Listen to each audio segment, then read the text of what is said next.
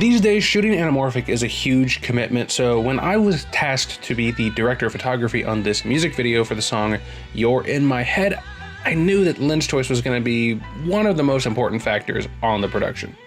So we ended up shooting anamorphic, multiple locations, and even basically burned down a house for this video, so it was a pretty fun one to work on.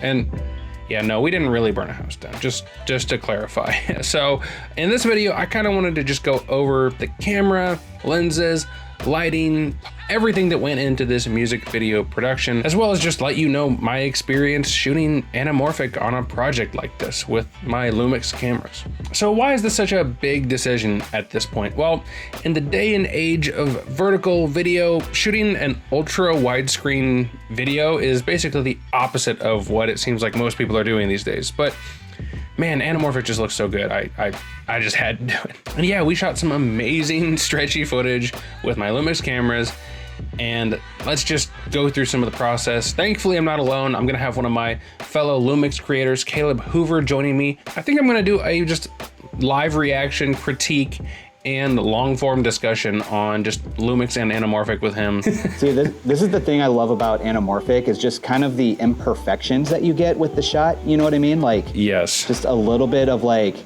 it's off just enough that it's like beautiful. And that should be live pretty much right now, along with the official music video for You're in My Head. So please go check both of those out. Send them some love, like the video, leave a comment, and just check out how much awesome anamorphic Lumix footage is in that video. I mean, I guess the whole video is Lumix, but you know what I mean. Anyway, let's just get into it, starting with the camera. So the camera I chose was the GH6 from Lumix. It's a fantastic little camera, and really one that I, at this point, know inside and out. It has an amazing image with a nice filmic, organic image to me. Shoots a super high resolution 5.8K open gate, specifically 4x3, which is great for squeezing and de-squeezing with an anamorphic setup. Speaking of, you can do all that inside the camera as well, at least for viewing your footage if you don't have an external monitor or something like that, or if you're just flying it on a gimbal like we did for this production.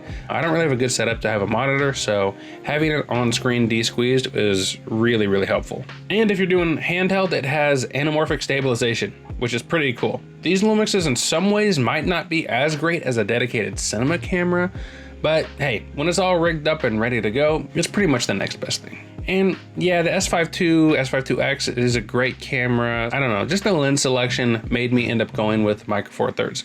Plus, it would have been my only full frame camera, and we did end up using multiple cameras at certain times, so it was nice having different cameras that had the same mount for different shots, or being like a dedicated gimbal camera, which is what ended up happening. That dedicated gimbal camera, by the way, ended up being the GH5S, which was great, especially with the slightly larger sensor to get the most of our wider angle of the two lenses.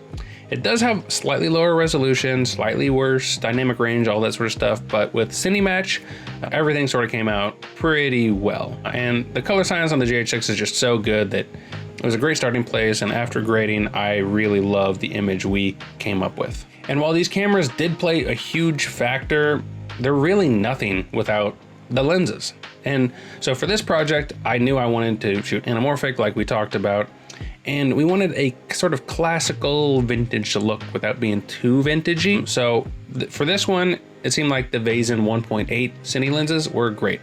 I opted for the 28, which stayed on the gimbal a lot of times, and the 65, which gave us a really great variety. While the different apertures and physical sizes could be a downside for some productions, and people have talked about that a lot in other reviews, I found that having the small lens on a gimbal and the big boy lens on a tripod, or even handheld once or twice, looked really great, performed really great, and was good for this production. And I have to say, the look of these lenses is just so good.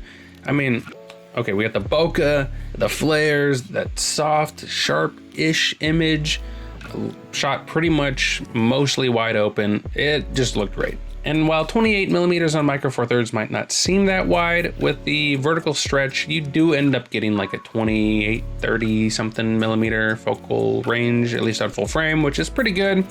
And same with the 65, it looks more or less like a 65, 70-ish, something like that. And just to show my work a little bit more on that, how you get to that number is you take your focal length, multiply it times your crop factor. So on a Micro Four Thirds sensor, that is ×2, and then divide it by your stretch factor or squeeze factor, which in this case is 1.8. On the GH6, your 65 millimeter, after all said and done, is 72 millimeters horizontal, but it's still 130 millimeters from a vertical standpoint. And so the 28 on the GH6, like I said, is more like a 32 millimeter horizontally, but vertically you still are at like a 56 millimeter. So it's just one of those things you kind of got to wrap your head around when it comes to anamorphic. I did opt out of the 40 millimeter just because it was a little bit, I don't know, just a little too middle groundy for me. And there's a lot of weird stuff like it not having a filter thread, weakest close focus. So I just rented these two and was happy to save the production a couple bucks. And just using these lenses as opposed to what I've done in the past, which is use mostly adapters. If you haven't used a dedicated anamorphic cinema lens, it is just so much more convenient that I think it's gonna be hard to go back. These lenses are serious business, so there's a lot to talk about. So we should probably review those in a future video. So feel free to subscribe and we'll get around to that here in hopefully just a couple weeks, so stay tuned. But just as the camera isn't much good without a lens, the lenses aren't much good without the lighting. Your camera and your lenses are really nothing without lighting, and that's where my amazing lighting tech comes in. Beck, you should definitely hire him. He helped me sort of design and safely rig and achieve all the different setups and looks we did. And pretty much every setup was completely unique with how it looked and how we achieved that look. From a bar with a glowing blue light or literally a house burning down, it all looked pretty amazing. And you know, again, we did just use a little Hollywood magic, but the atmosphere, the color, the effects with the fire, it all largely depended on the lighting to make that work. For our stage set, it was a great example of using the lighting you already have. The stage had a built-in spotlight and we took advantage of that. Had a splash of red in the back and, you know, we kind of called it a day, more or less. When we flipped it around, I had us add in a bunch of lights to get those sweet lens flares because I was like, that's the only opportunity we're gonna have to get some flare and get that really dark interrogation look.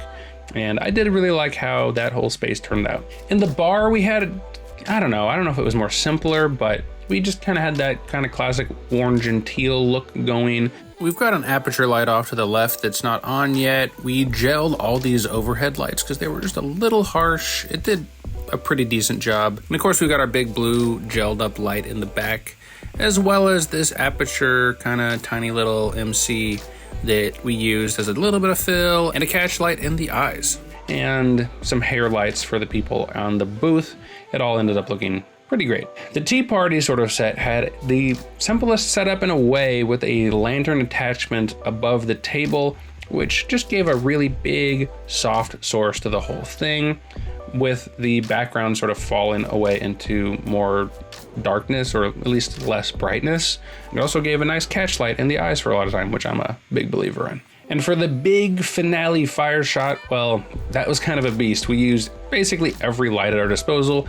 We had 4 or 5 300-watt lights, a 600-watt light, and a few smaller lights around as well to create this illusion of a massive house fire.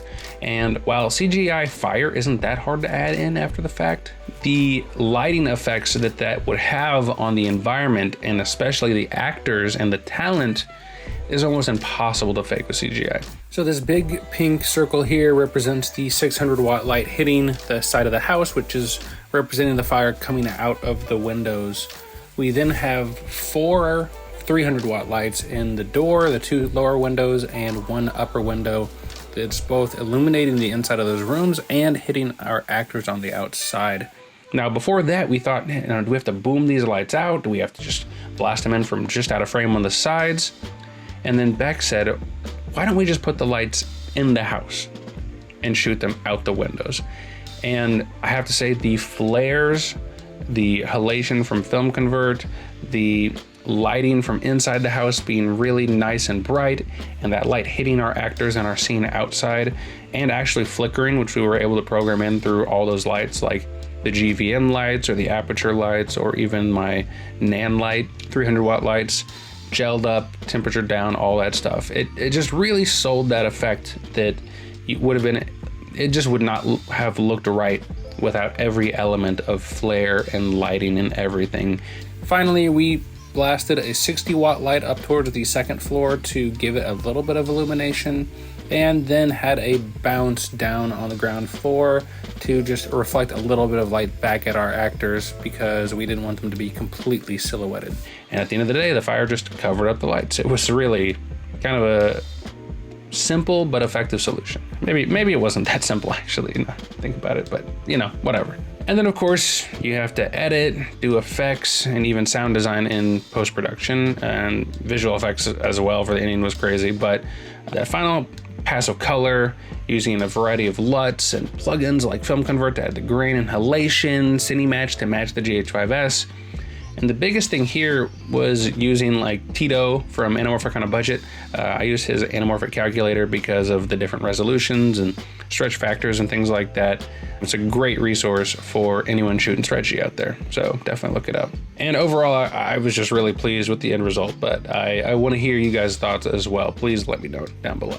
And now I just want to talk about the state of Anamorphic in 2024. As much as I love Anamorphic and the look those lenses give, it's a hard proposition these days. With the insane popularity and maybe unfortunate importance of vertical video, the decision to shoot a super widescreen is even harder than ever to commit to, and taking a vertical slice out of that image when it comes to like promoting or putting on TikTok or Instagram, you're throwing away a lot of data there. So the decision to shoot Anamorphic here was definitely made very intentionally by me and the creative team, but it might not be right aesthetically or practically for other projects for me or for you guys. And Anamorphic does come with a lot of downsides and challenges. You need to rethink your framing, set up more things inside your camera to make it work. There's more things to mess up, and you're limited. You know, you only got 420 color instead of 422.